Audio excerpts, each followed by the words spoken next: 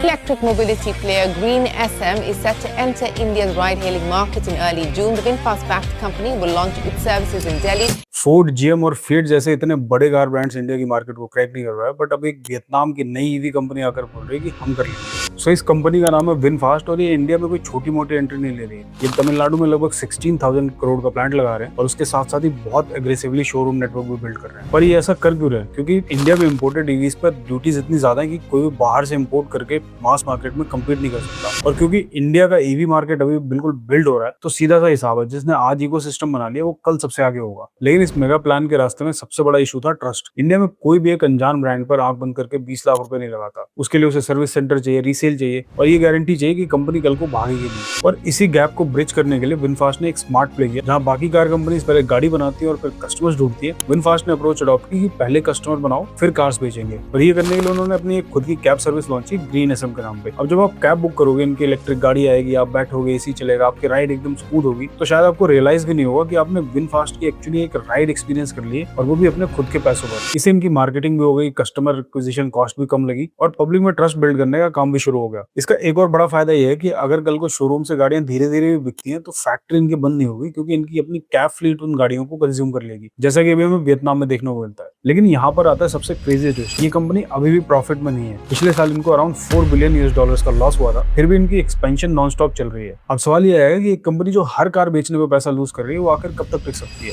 Well, it depends, क्योंकि इसके पीछे बैकिंग है वियतनाम के सबसे अमीर आदमी की, जिसने विनफास्ट को जिंदा रखने के लिए अपनी जेब से पर्सनली $बिलियंस कमिट किए हुए हैं। सो देखो, फोर्ड ने सोचा था कि बड़ी मार्केट है, गाड़ियां तो बिकी जाएंगी, नहीं भी। बट अब विनफास्ट बोल रहा है कि मैं पहले एक्सपीरियंस दूंगा फिर गाड़ी बेचूंगा। दोनों की अप्रोच बिल्कुल अलग है। अब अगले कुछ साल में पता चल जाएगा कि ये बिजनेस हिस्ट्री का सबसे बड़ा मास्टर स्ट्रोक था या फिर सबसे महंगा एक्सपेरिमेंट।